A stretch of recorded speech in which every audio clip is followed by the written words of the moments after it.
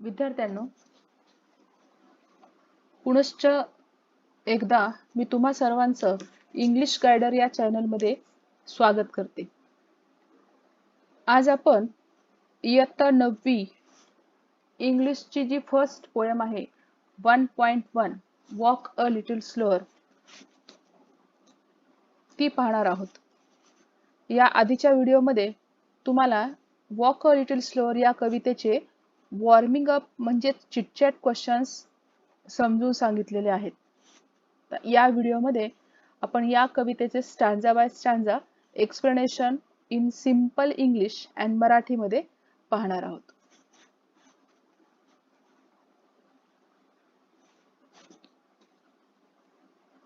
First stanza बघा इथे.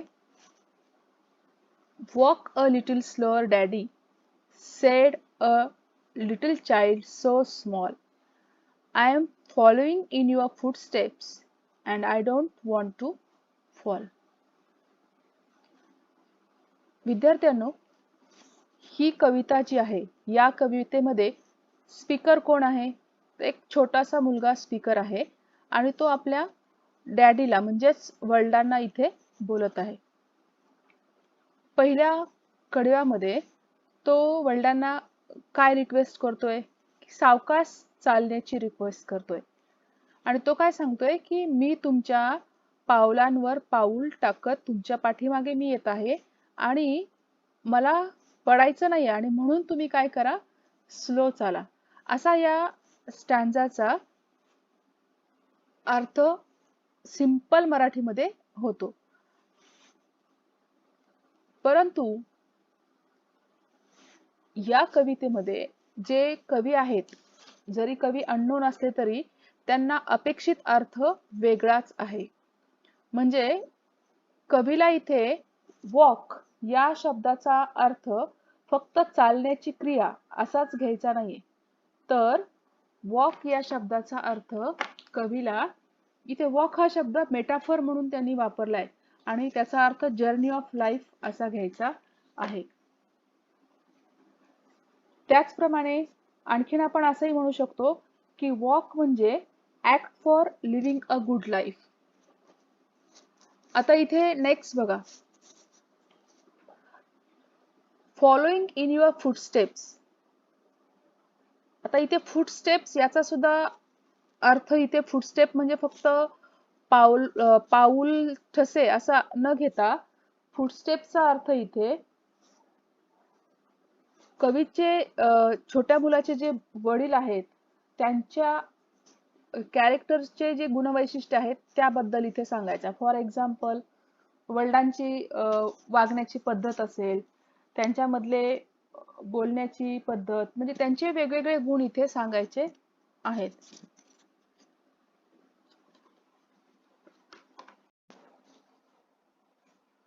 Here is the poem about a child who wants to step up with his father. म्हणजे ही जी कविता आहे ती एका छोट्या मुलाबद्दल आहे की ज्याला त्याच्या वडिलांसोबत चालायचे आहे. The child asked his father to walk slower because he is following his father's footsteps. म्हणजे तो छोटा मुलगा वडिलांना सांगतो की तुम्ही सावकाश चाला, कारण त्यांना वडिलांच्या पावलाचे जे ठसे आहेत त्यावरून चालायचं आहे. Every child tries to learn from his parents. प्रत्येक मूल जे आहे ते काय करतं, तर आई वडिलांपासून काहीतरी शिकण्याचा प्रयत्न करतं. Though the mother first teacher who teaches all the basic things of life. जरी आई आपली पहिली गुरु असली आणि ती आपल्याला जरी आपल्या जीवनातले बेसिक गोष्टी शिकवत असली तरी the father plays very important role in the child's life. मुलांच्या आयुष्यामध्ये वडिलांचं एक खूप महत्वाचं स्थान असतं. The father is the first role model after the mother. आईच्या नंतर आदर्श व्यक्ती कोण असेल मुलांच्या जीवनामध्ये, तर ती वडील असतात. Who carries all the responsibilities easily and always trying to keep the whole family happy. काय करतात, तर त्या जबाबदाऱ्या ज्या आहेत कुटुंबाबद्दलच्या त्या नेहमी सहजपणे आणि हसत ते पूर्ण करत असतात आणि आपल्या कुटुंबाला आनंदी ठेवतात. आता इथे अ स्मॉल चाइल्ड काय करतोय? The child is just trying to follow the father's steps and wants to do many little things properly. म्हणजे इथे तो जो मुलगा आहे तो खूप छोटा आहे आणि तो वडिलांचे जे पाऊल आहेत त्या पावलावरनं योग्य पद्धतीने चालण्याचा प्रयत्न करतोय. Whenever he is trying to match with the speed of his father, he requests his father to go a little slower.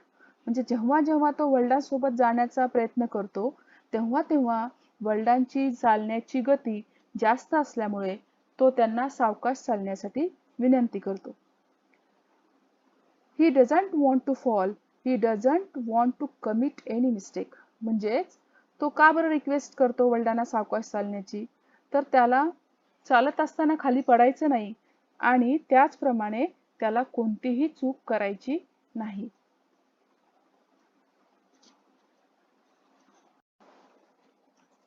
Second स्टॅन्झा बघा. Sometimes your steps are very fast. Sometimes they are hard to see. So walk a little slower, daddy, for you are leading me. छोटा मुलगा काय म्हणतो की कधी कधी तुम्ही जी चालण्याची गती आहे ती खूप जलद असते आणि कधी कधी तुमच्या पावलांचे ठसे मला दिसू शकत नाहीत आणि म्हणून डॅडी तुम्ही सावकाश चाला आणि कारण तुम्ही मला मार्ग दाखवत आहात. The child is unknown to the world's experiences, so he wants to know all with the help of his father.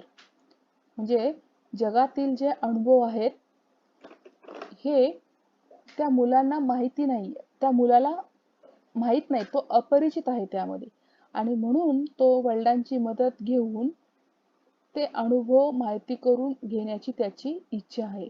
So he requests him to go slow. It is not only about walking but learning to live in the society. आणि म्हणून तो वडिलांना विनंती करतोय. फक्त ही चालण्याची क्रियाच आहे असं नाही, तर समाजामध्ये कसं जगावं हे शिकण्याची सुद्धा एक प्रकारची ही क्रिया आहे. Some of the things are very easy to understand, but sometimes it is very difficult for him. म्हणजे समाजामधल्या काही गोष्टी त्याच्यासाठी खूप समजून घेण्यासाठी खूप सोप्या आहेत, परंतु काही गोष्टी त्याला त्या खूप अवघड वाटतायत आणि so he wants to understand them thoroughly in the shadow of his father. So requests his father to go slow or to walk slower. म्हणजे त्याची इच्छा काय आहे की ह्या सर्व ज्या गोष्टी आहेत त्या क्रमाने त्याला शिकायच्या आहेत आणि त्याही त्याच्या वडिलांच्या मदतीने शिकायच्या आहेत आणि म्हणून तो वडिलांना सावकाश चालण्याची विनंती करतो. आता ह्या सेकंड स्टॅन्झामध्ये सुरुवातीच्या ज्या 2 ओळी इथे सांगितलेल्या आहेत त्या 2 ओळीमध्ये कवीला अर्थ काय अपेक्षित आहे? Sometimes your steps are very fast. म्हणजेच इथे कवीला काय सांगायचंय की कधी कधी वडिलांची जी कृती आहे ती खूप जलद असते आणि इथे sometimes they are hard to see म्हणजे काय, तर वडील जी कृती करतात ती समजण्यासाठी खूप कठीण आहे असा अर्थ इथे कवीला अपेक्षित आहे. Now let's see third stanza. Someday when I am all grown up, you are what I want to be. Then I will have a little child who will want to follow me. आता यामध्ये छोट्या मुलाचं imagination सांगितलेलं आहे about future. तो काय म्हणतो की काही दिवसानंतर मी जेव्हा मोठा होईल आणि तेव्हा मग तुम्हाला जी अपेक्षा आहे तो मी बनेल. Then I will have a little child. मला माझा छोटा मुलगा असेल who will want to follow me, की ज्याला माझ्या पावलावर चालण्याची इच्छा असेल. आता इथे बघा, here the child imagines the future. Today his father has some ideal expectation from his child and the child is very much sure about completing them. म्हणजेच इथे छोटा मुलगा फ्युचर बद्दल इमॅजिन करतोय आणि त्याच्या ज्या वडिलाच्या काही ज्या अपेक्षा आहेत तो सुद्धा अगदी खात्रीने कम्प्लीट करणार आहे असं. He wants to suggest that he will be able to fulfill all expectation if he learns all the life skill from his father.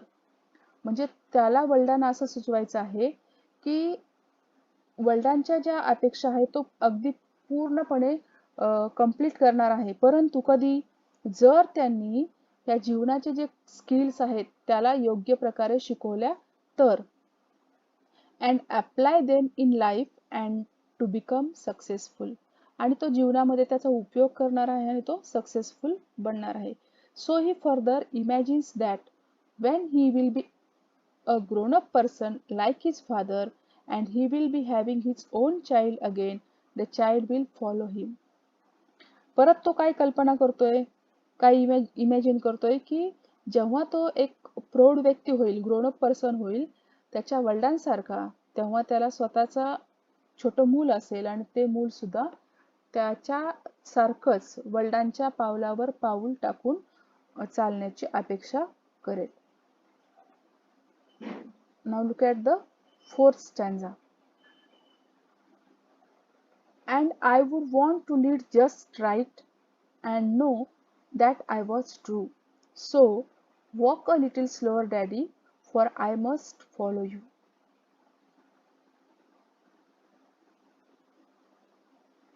या शेवटच्या स्टांजा मध्ये काय सांगितले बघा, I would want to lead just right. म्हणजे छोटा मुलगा काय म्हणतोय की मला फक्त योग्य मार्गाचंच अनुक्रमण करायचं आहे. And know that I was true. आणि मला हे माहिती आहे की मी अगदी योग्य आहे आणि म्हणून तो रिक्वेस्ट करतोय walk a little slower. The child wants to follow only his father's footsteps. म्हणजे वडिलांच्याच पावलावर पाऊल टाकून पुढे मुलाला जायचं आहे. Because he believes that his father is on the right path and he also will go on that great path. म्हणजे त्याला वडिलांच्याच पावलावर पाऊल टाकून पुढे का जायचंय, त्याचं कारण काय आहे तर त्याला असा विश्वास आहे की त्याचे वडील अगदी योग्य मार्गानेच जात आहेत आणि तशाच पद्धतीने त्या मोठ्या मार्गावरनं त्यालाही जायचं आहे. Also he believes in himself and doesn't fear to predict his future life with righteous deeds. आणि त्याचप्रमाणे त्यालाही असाच आत्मविश्वास आहे की ज्याप्रमाणे त्याचे वडील योग्य मार्गाने जात आहात त्याचप्रमाणे तोही अगदी न घाबरता योग्य मार्गानेच अनुक्रमण करेल. म्हणजे विद्यार्थ्यांनो या 4 कडव्यामध्ये फक्त आपल्याला इथे काय लक्षात ठेवायचं की आपल्या कवितेचा सिंपल मिनिंग वेगळा आहे आणि कवीला अपेक्षित असलेले मिनिंग वेगळा आहे. म्हणजे या कवितेमध्ये metaphor he figure of speech जास्त प्रमाणात वापरलेली आहे.